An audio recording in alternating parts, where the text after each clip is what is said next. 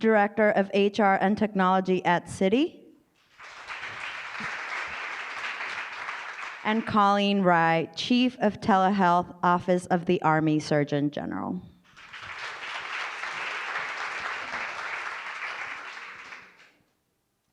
I'd like to start out by saying what a phenomenal group of women we have in the room today. It's such an honor. Give everybody a hand. It's my distinct pleasure to introduce you today to the panel on innovation. We have an awe-inspiring group of women on the stage with us today. As with the other panels, we won't be going through bios, but I do encourage you to read through them in the conference materials. I think you'll find some pretty amazing accomplishments. I know they inspired me. We only have 30 minutes, so I'd like to delve right in to talk about women and innovation. And I'd like to start with resilience. Innovators are some of the most resilient people that I know, and I think it's probably because they have to be. And so I'd like to talk more about what it means, and particularly start with Alex. What does it mean to be an entrepreneur and be resilient?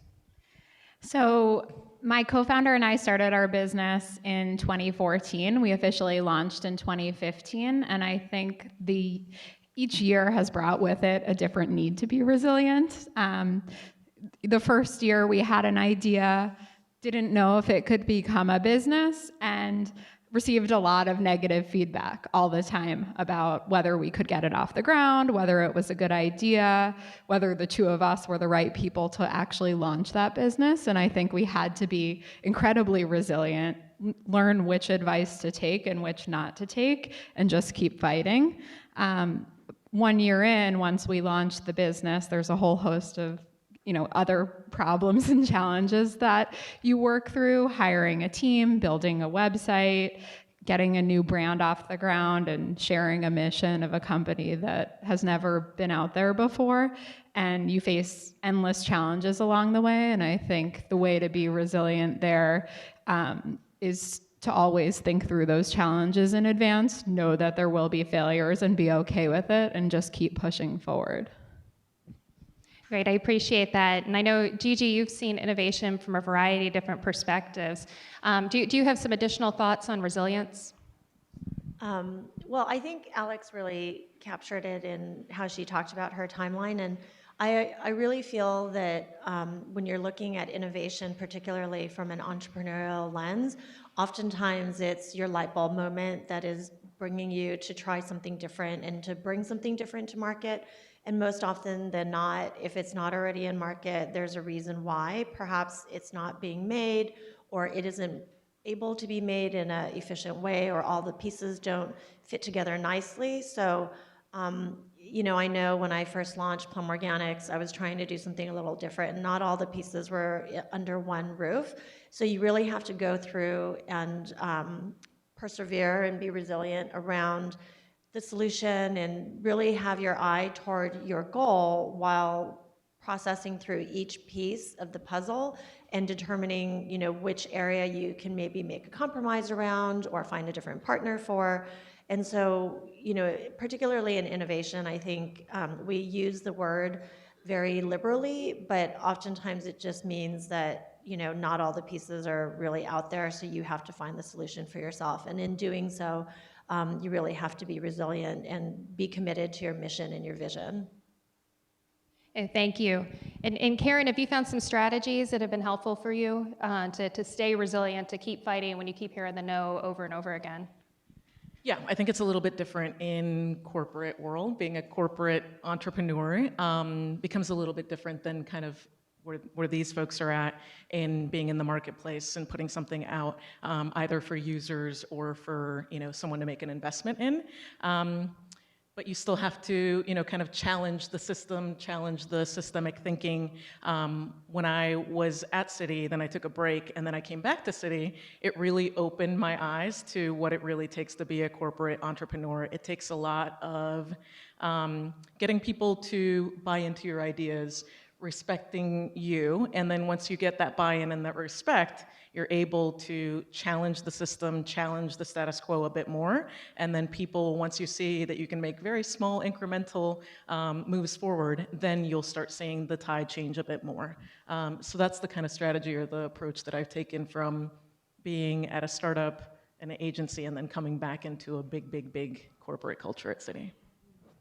Thank you very much for that. And it really is such a difference between large and small organizations. Kind of going back to you, Gigi, have you seen those differences as well? Yeah, I think it doesn't necessarily mean that in a small organization that it's easier, and in a large organization it's harder. I mean, oftentimes the two do correlate, but I think it is a lot about the culture, and it's a lot about the mindset that the leadership brings. And I guess I want to just build off of the last speaker is, whether it's within an organization, whether you're, kind of innovating within a larger organization or innovating for yourself, is to, I feel like a lot of those same roles apply that she was referencing about finding sponsors, looking for mentors, getting champions inside your industry, outside your industry, and really just putting your network together to support whatever your goal is. Oftentimes when I started my company, people would ask, how did you do it? What was your key to success? And for me, it was very much about asking questions and learning. And you do that, and I think people are very giving and open to sharing their experience, sharing their contacts. When you come from an approach of, I'm here to learn because I have something that I want to do, but I'm not really sure exactly how I'm doing it, or I'm facing this particular challenge at this stage of my business. I found that the general community are very open. Alex, any last thoughts on big versus small and how that plays into innovation?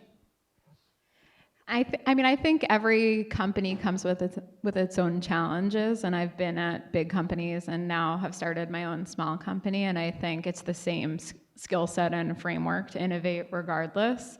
And a lot of it does depend on interpersonal relations, whether you know the right person to run your idea by to push it through. I think a lot of innovation can be floating around, but may not even appear on the right desk. That makes a lot of sense. So I want to switch gears a little bit again and talk about creativity. And particularly, we have creativity, we find an innovation, maybe we've had some successes, we've gotten funding, and then what? How do you sustain the creativity in your teams? And Karen, if we could start with you. That's a good one. I can't say I'm the most creative person. I'm a very linear thinker. One of my sponsors, going back to the last session that just happened, was the head of innovation and ventures at Citi. She's since just recently retired, but I was lucky enough to have her be my sponsor. And we worked very well together at times, but then other times, we maybe didn't see eye to eye.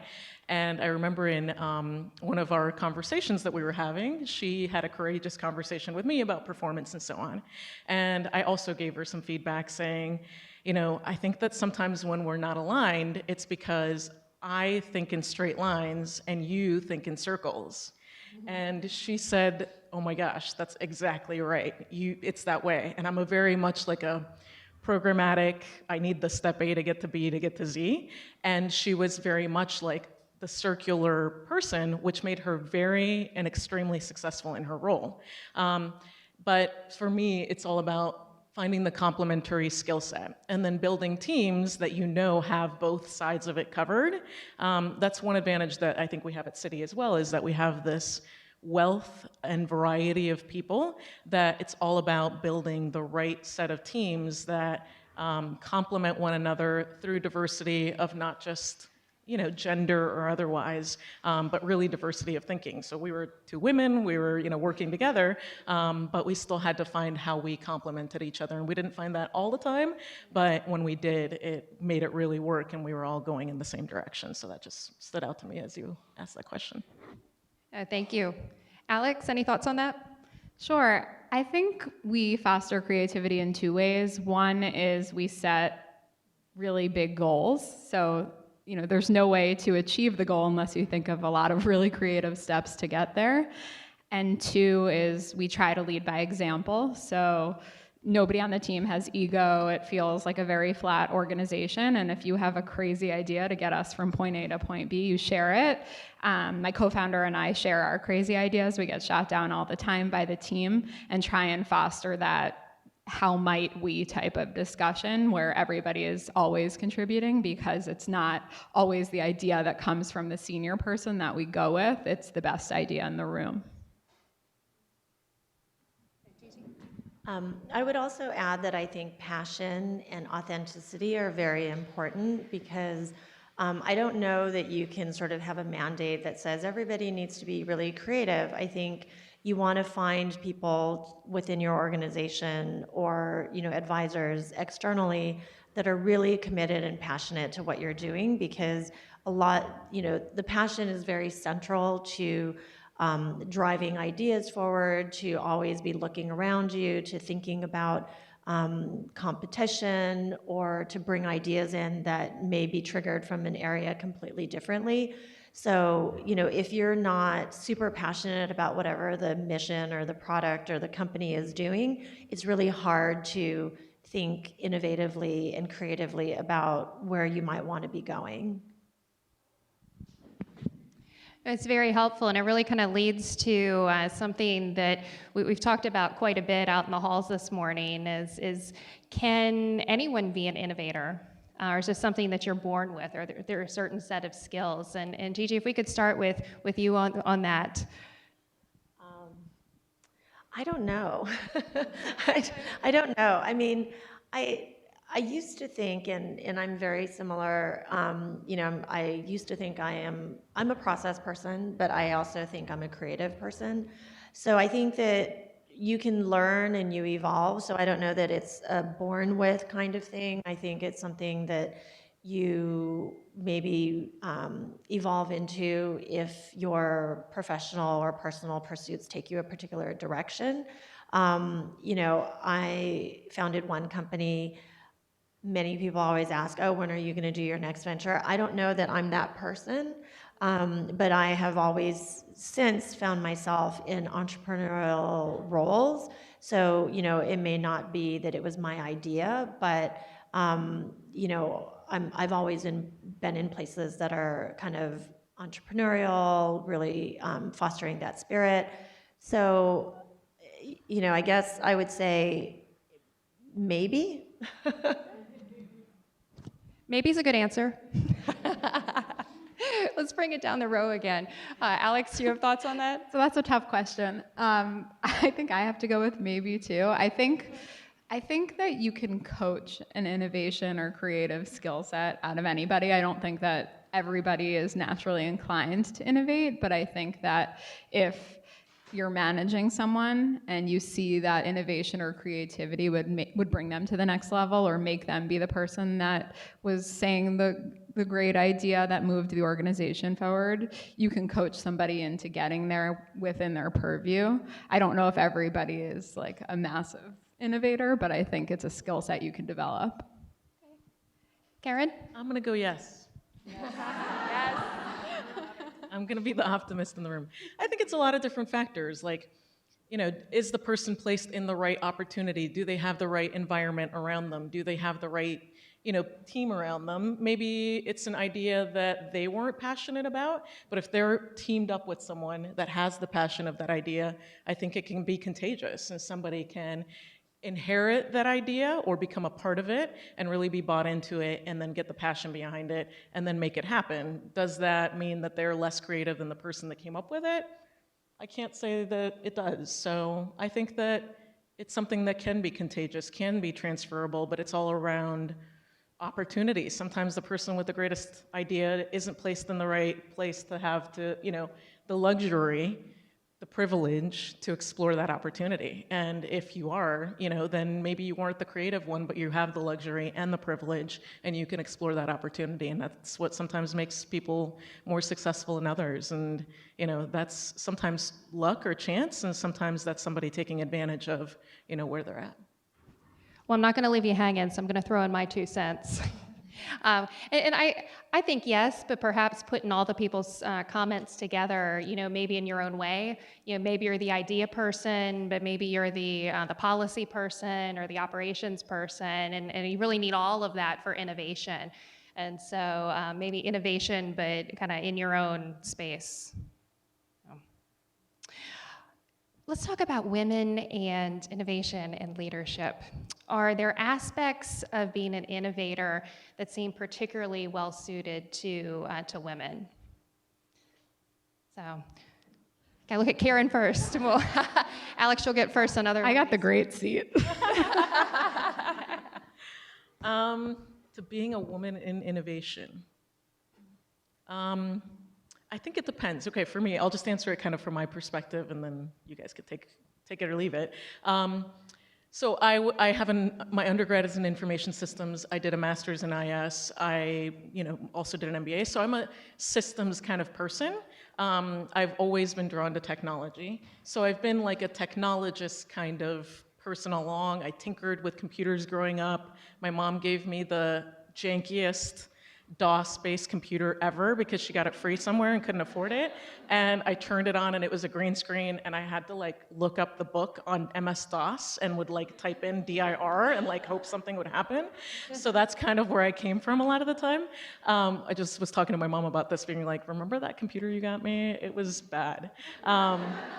But where was I going with all this? So does that, is that kind of, my whole thing is about technology. Does that lead me to be more innovative or not? I don't really know. There is a segment of technology and innovation that meets. What I see at work a lot of the time is that because I work in technology, I see that we look for technology to kind of solve some of our innovation, I don't want to say problems, but solutions. So we want the technology to solve things for us, and sometimes that's not the approach. It's got to be a blend of technology with culture, with inclusion, with people, that all comes together. And so when we look at technology in the company, I tell people this technology is amazing. It's great. I love that you're looking at it, but what's the other side of it? What are we trying to accomplish with it? What's the business need? And what are we doing culturally to implement this technology that will get us to the next place we want to go? So I don't know if that answers exactly your question, but that's my thinking on that. Oh, it's good thinking. I appreciate it. And it strikes me, Alex, that this might be kind of women founding companies and leadership. I imagine in your company that it's been helpful to be a woman. Yeah, so it has been. You're serving this up for me. Thanks. So yeah, in my experience, starting a brand for women where we sell 100% organic cotton pads, tampons, and liners, it has been critical to be a woman innovating in this space because the products that exist on the market weren't serving our needs. The industry is underregulated, the scientific community hasn't done testing on the mainstream brands' products, and the FDA doesn't require ingredients disclosure in tampons. And so it took a uniquely female perspective to recognize that there was a problem here.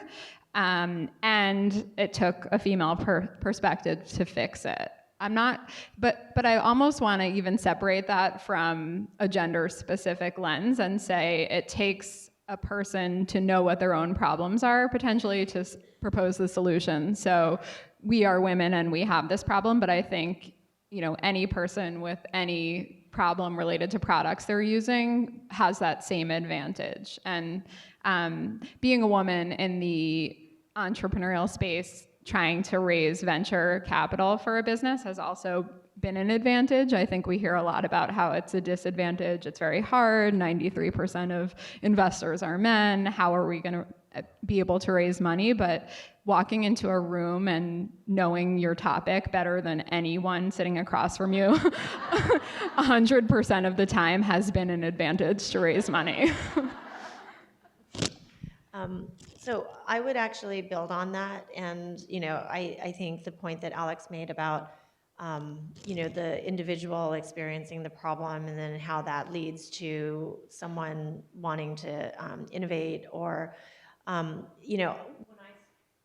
when I started, and I think that there was a whole class of entrepreneurs really bringing solutions out into the marketplace because of a pain point or an opportunity that they saw. And, you know, I always cringe at the phrase mompreneur, but it definitely is one that has been around. And in that space, you know, we really saw diaper bags and cleaning products and bottles and, you know, everything around being a mother that, you know, the traditional products weren't meeting the needs. So many women, once they became mothers, came out and, you know, started companies to address these problems.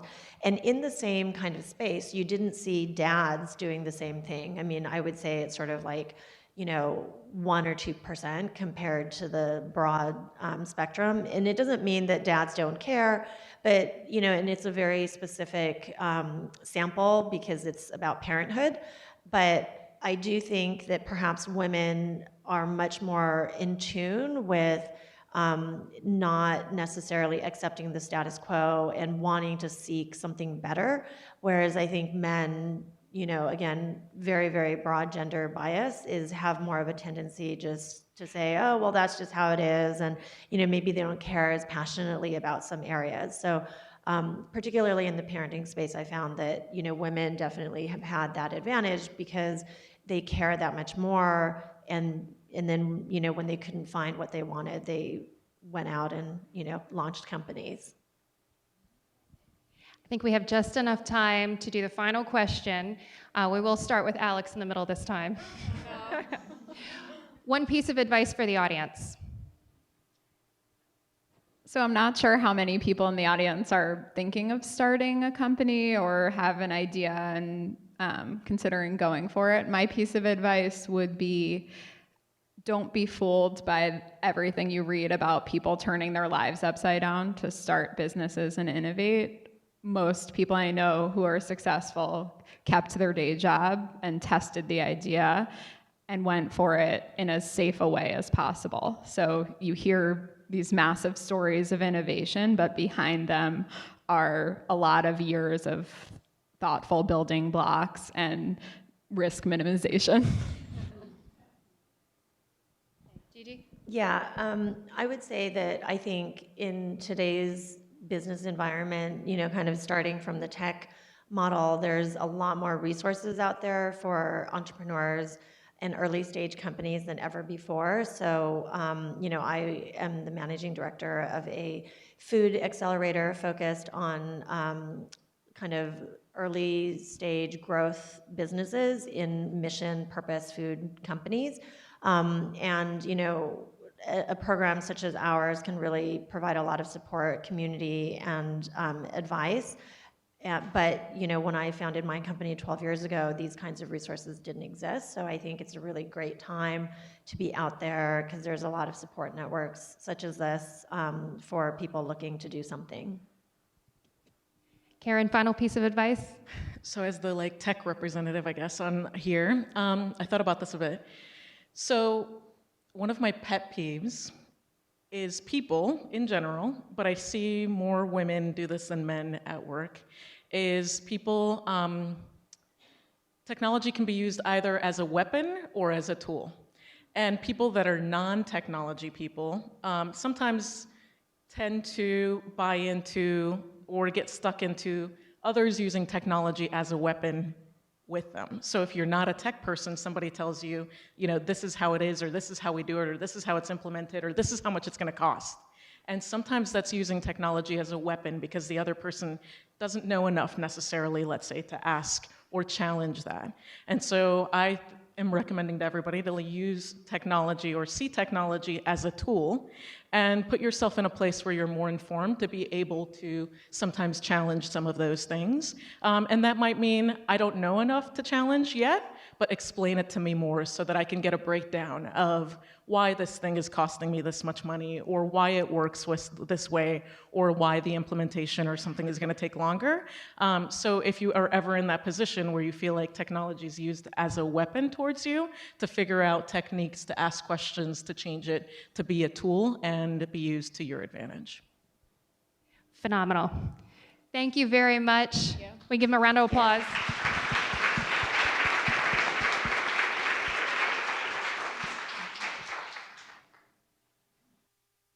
Thank you so much to our panel. And we are now switching it up for a conversation with two really badass women. Yes, I use the word. So please welcome